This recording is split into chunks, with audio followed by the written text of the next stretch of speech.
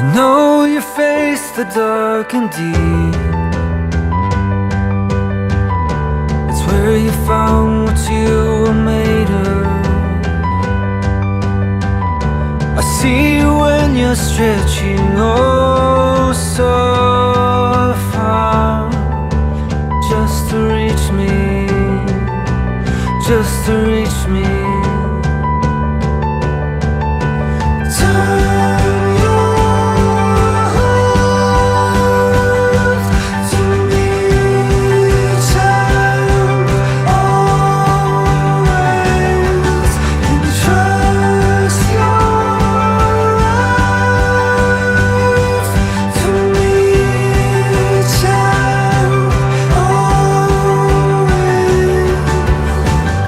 As comets fly through outer space, you feel your life has become weightless. I will find you when you're oh so far. I will catch you, yes, I will catch you.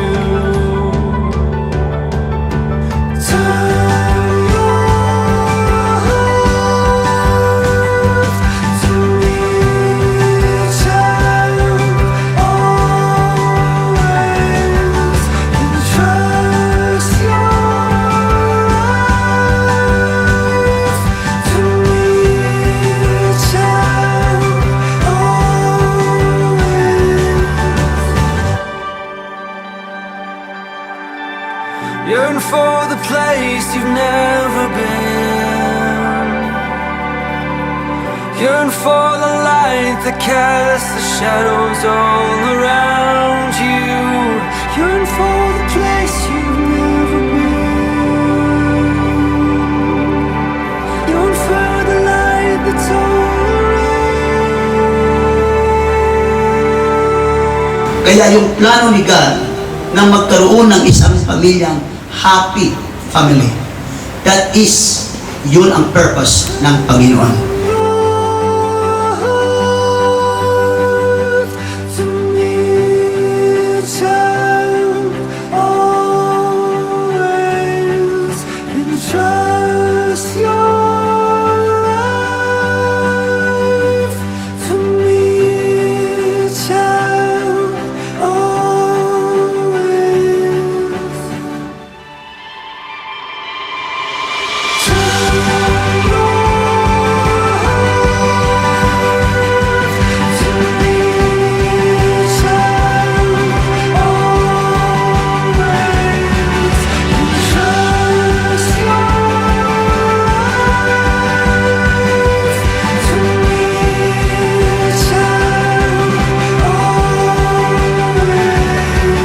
Kaya ano man ang plano ninyo, Sister Annalyn at Brother Efren, kailangan na kasama ko ang Panginoon.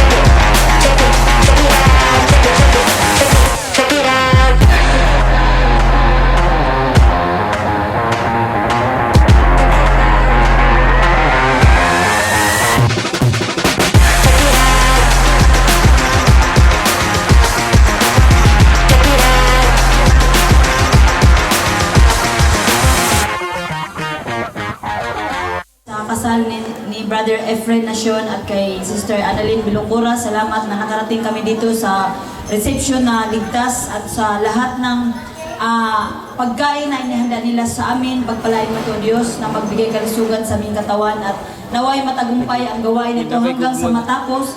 Kayo po ang patuloy na maggabay sa programa na ito. Ikaw ang Diyos na aming pasalamatan. Ito po ang aming samot dalangin sa pangalan ni Jesus. Amen and Amen. Alright. For the rest of my life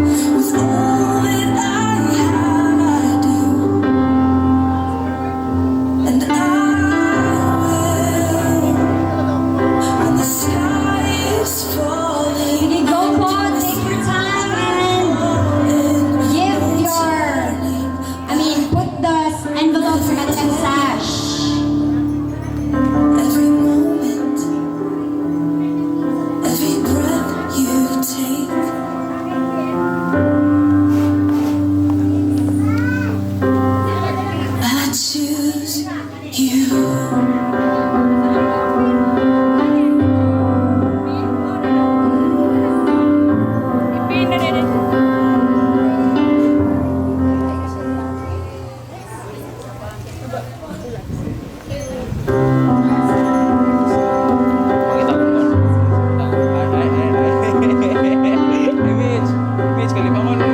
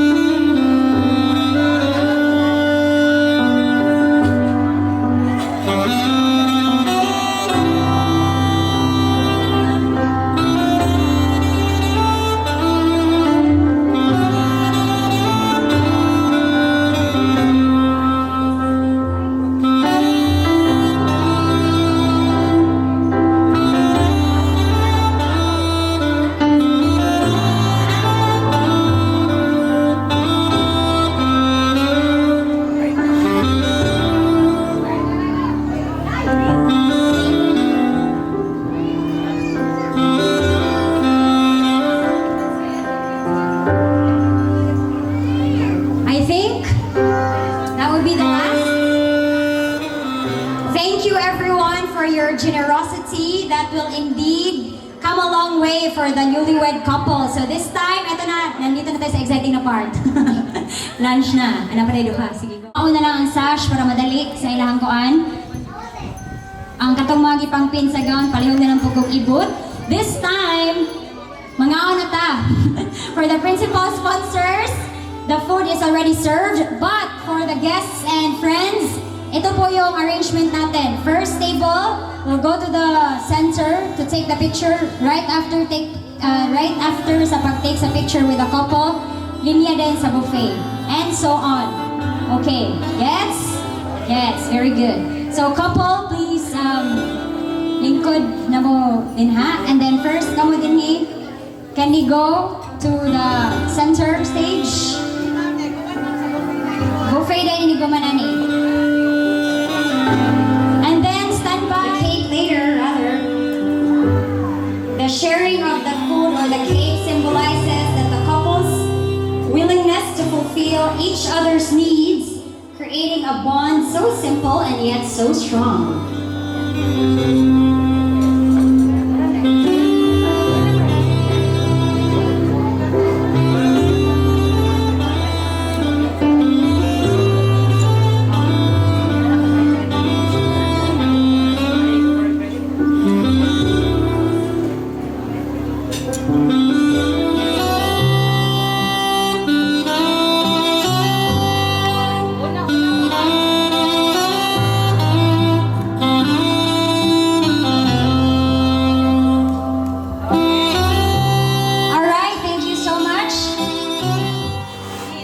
Yeah, kiss. Wala ko na. Dito na kiss.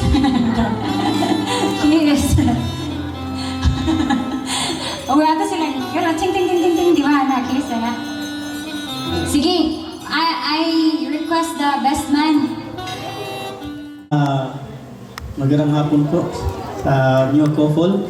My short message, continue to strong relationship with God. Then kung sa may mga trials, mga bots yung kinabuhi, kanang patuloy lang na sampitin ng Panginoon dahil siya lang naman ang makapatulong sa mga problema. And God bless and congratulations. Cheers everyone.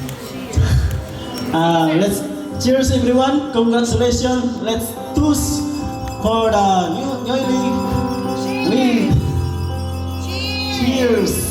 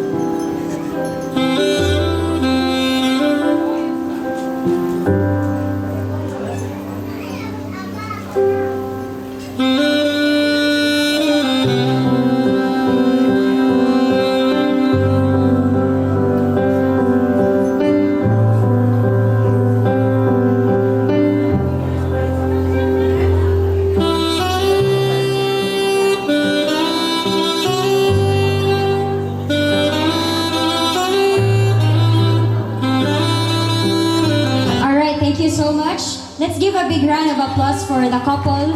Again, this tradition is rare to practice. Kay nagdagan pa man ang adlaw sa mga katuigan. Kaganihan natay mga wording din nga nabati na ipangutana ang mga audience ganihan sa mga couple kung unsay tinuod yun nga dahintang tungod kay daghan kaayo ang kanang mahimong opposite bitaw.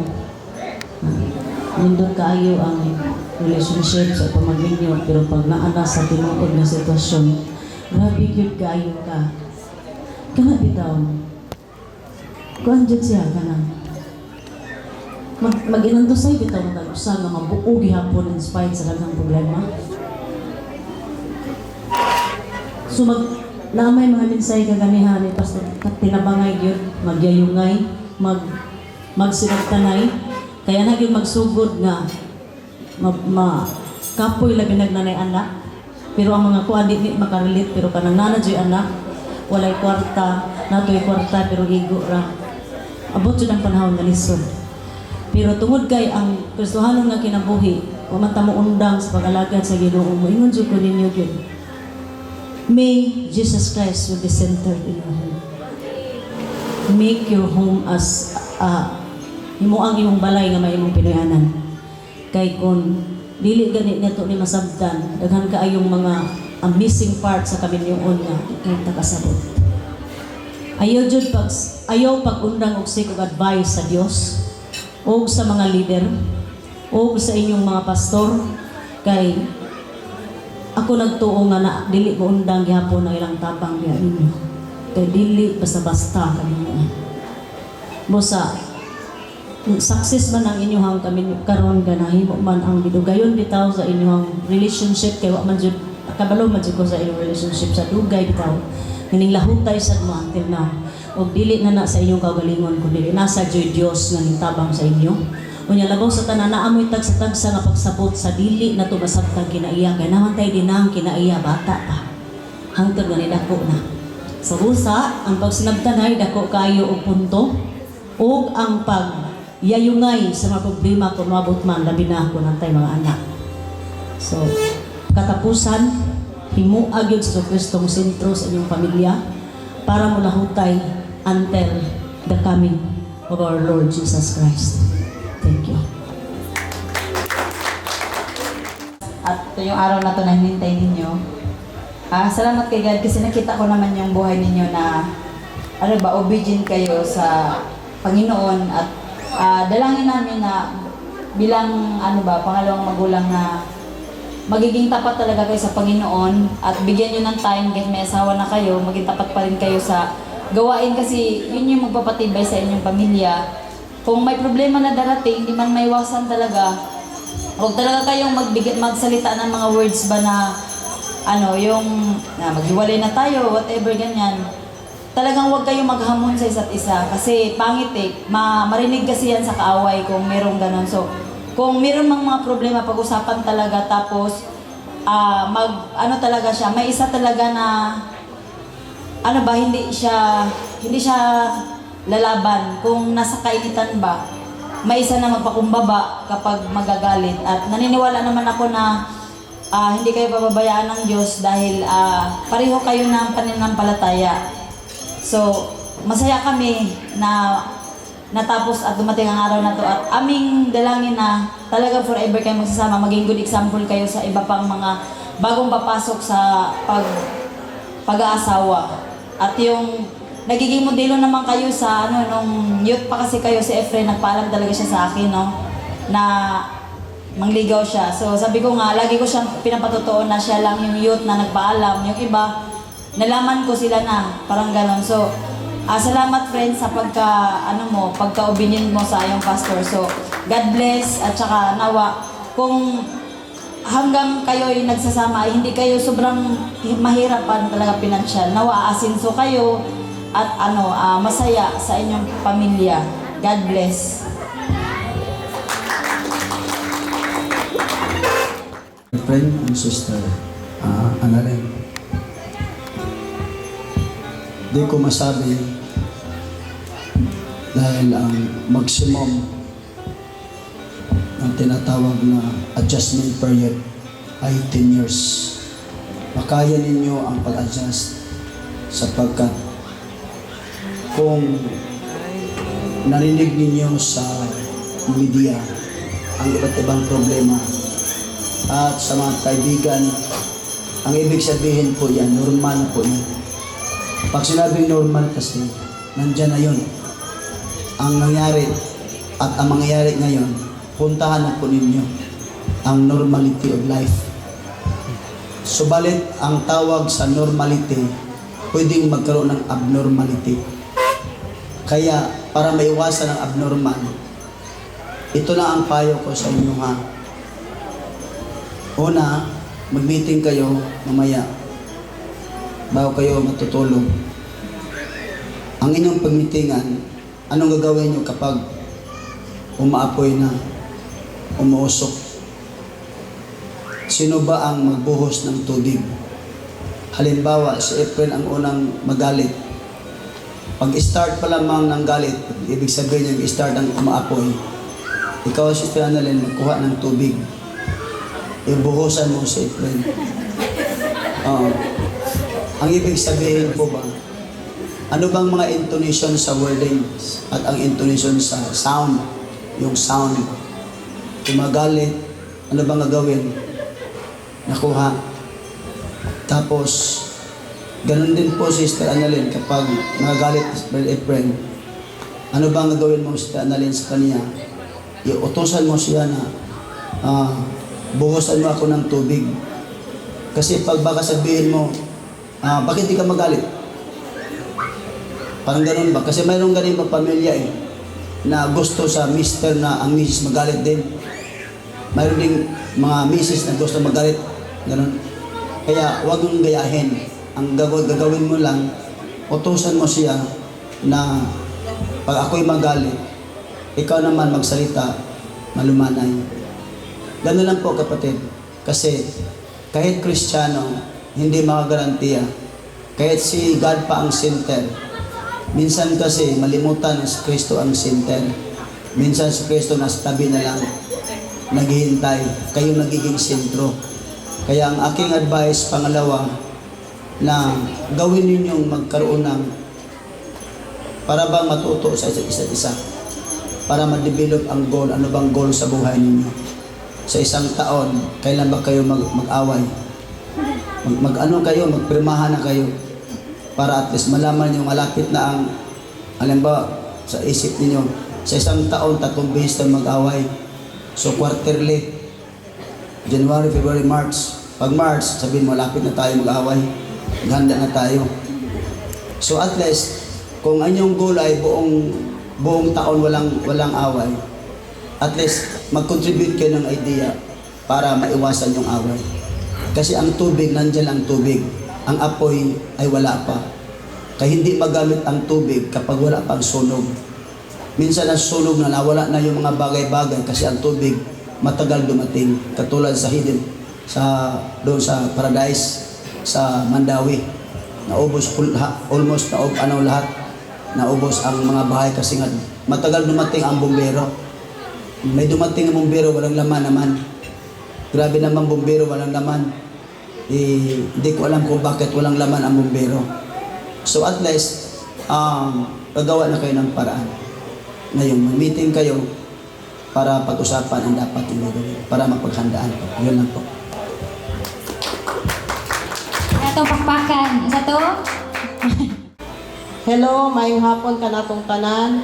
Kung nagpasalamat ko sa Ginoo nga na ang akong gipaabot na kasal na abot na gyud. Kung nagpasalamat ko sa tanang sponsor karong adlaw ug kaninyong Annalyn and Dong Efren nga atong gipangandaman nga sa inyong kasal na human na gyud bisag kapoy ta wala tay tarong at least na human na gyud ta.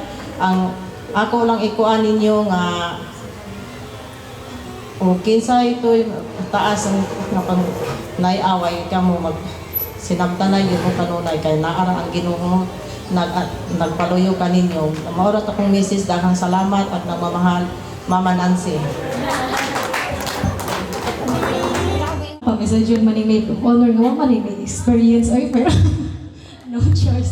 Bito, as for me, kanang base man jud ni sa akong mga nadunggan pod, and it's good nga mo dawat man gyud og advices as para pa sa akong mama, dili jud kuno lalim ang kaminyoon, but I believe uban sa tabang sa Ginoo, nagtuo ko nga makaya ninyo kay kung nakaya man gani sa mga kanang walay Ginoo, how much more sa inyo nga kanang naay Dios sa inyong kinabuhi. So if ever moabot man gani ang katong mga pagsulay, I believe God mo mutabang rin sa matag usa kaninyo, and kana congratulations and kanang i-enjoy ang kanang kaminyoon. I know nga dugan na ninyong giplano, and thank God kay naabot na gyud, and I am hoping nga kanang mulonglas gyud ang inyong kanang kaminyoon.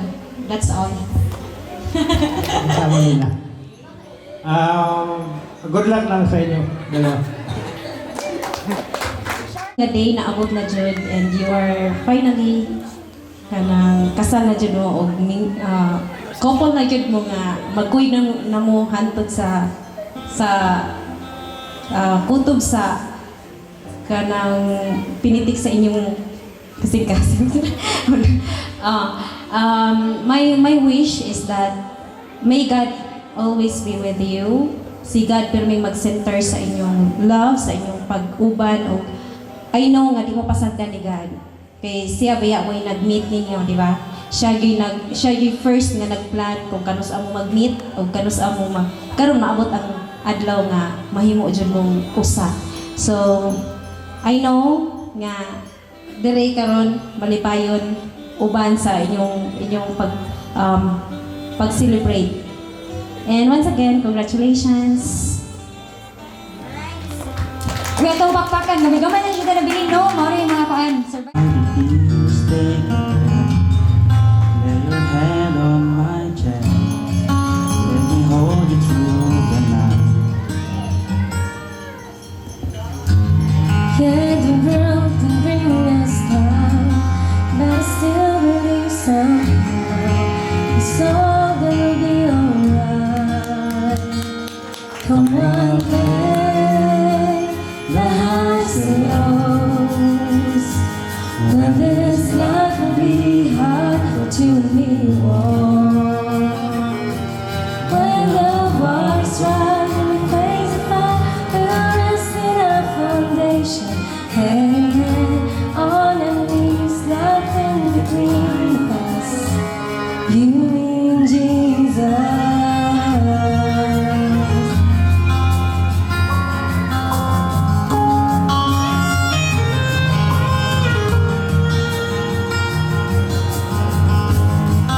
Oh, and how you find, Cause wrong is right, but I want you to know. at the end of the day, I'm always here to stay. No, you'll never be alone. Come on, play the highs and lows. Well, this life will be hard, but you and me won't. When the waters rise and we face the fire, we'll rest in your foundation. And then all of these nothing between us. You and Jesus.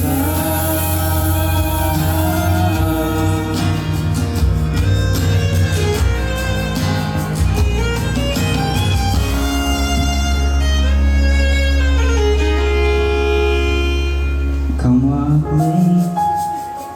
The highs and lows. Now this life can be hard, but you and me won't. When it's time to say goodbye, we'll rest in our foundation. Hand in hand on our knees, nothing between us. Cause in the end, even death could only lead us to you, me, and Jesus.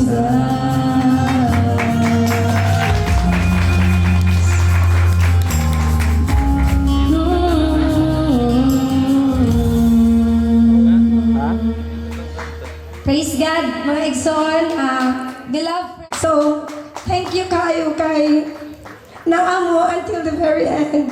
And kalipat na. Ikaw na po. Sobrang pasasalamat namin sa lahat ng sumuporta. Lalo-lalo na sa dito sa RCJC Dumanog. Ramdam talaga namin yung tulong niyo talaga. Hindi man sa ibang bagay, pero yung yung force talaga, yung power niyo talaga, ramdam talaga namin. Kaya sobrang salamat, at sa lahat po ng hindi namin nabanggit. Sobrang nagpapasalamat po kami kasi alam namin na sinacrifice nyo yung araw na to para lang makapunta sa aming kasal. Kaya sobrang salamat po. At lahat po kayo ay pinapasalamatan namin.